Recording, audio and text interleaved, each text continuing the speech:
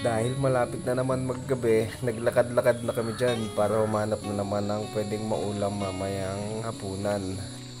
Dahil nasa bukid tayo, sigurado gulay na naman tayo dyan. Kasi nga wala tayo sa bayan, kaya hindi tayo makabili ng isda o karaniman lang. Yan nga, pumunta kami dito sa kabilang bukid ng lolo ko. May mga tumpok ng nyug dito kasi ikukupras ata to. At pinaikot ko dyan yung camera namin sa taas, tapos yung pagbaba, boom! Kala ko kung sino ng pugi, si Dogong lang pala. Sa English, butterfly. Yan nga pala ang nakuha naming pwedeng iulam or iuulam namin mamayang gabi. Ang tawag niyan sa amin dito sa Bicol, sa Camarines Sur ay lubi-lubi. Yan, masarap yan. Parang talbos ng kamuting kahoy din yan pag ginugulay. May nakuha nga din kami dyan, pakong bukid, masarap din yan. Yan na ang pangdagdag namin dun sa nakuha naming lubi-lubi. Para dumami man lang ang aming gulay. Masarap yan, pakong bukid, preskong presko. At may nakita nga din kami dyan papaya, kaso mataas kaya hindi kami nakakuha. Sa susunod na lang.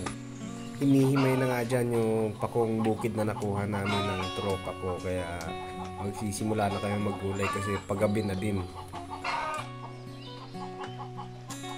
Pagkatapos himayin ang pakumbukid ng isa kong tropa at hinimay na nga din ng isa kong tropa yung nakuha naming lubi-lubi. Masarap din yan, parang talbos ng kamuting kahoy din ang lasa niyan pag naluto sa gata. Ang luto niyan, yung nagmamantika din para malasang malasa. At yun nga, nagsasaing na kami dyan habang nagkakayod ng nyog yung isa kong tropa. Naglinis na din yung isa kong tropa kasi ayaw niya daw ng makalat. At tinahanda na namin dyan yung gata tsaka yung gulay para mailuto na namin. Yun nga, nasalang na namin at ilalagay na namin yung tuyo na pangsahog namin dyan para sumarap lalo yung aming nilulutong gulay. Madali nga lang kami nakaluto dyan kasi yung gulay na yan na nakuha namin sa bukid, hindi naman yan sensitibo na lutuin. Kaya madalian lang, basta maluto yung gulay tsaka yung gata, okay na yan. So kain na tayo at kanya-kanya na lang tayo ng kuha ng pagkain. At dahil dyan, magpapasalamat tayo sa taas dahil sa masarap na pagkain. Thank you Papo sa binigay mo sa aming hapunan na gulay na presko at napakasarap kainin. Salamat po. Amen. Mahahalata mo naman na masarap ang gulay kasi sa subo pa lang puro gulay ang kinakain ng tropa ko. Healthy daw kasi, tsaka presko, manamis-namis. At dahil dyan, malaking shoutout sa'yo Bong Brutas at MJ Olarbe. Ito naman isa kong tropa, halatang gutom na kasi hindi na namamansin, subo na lang ng subo.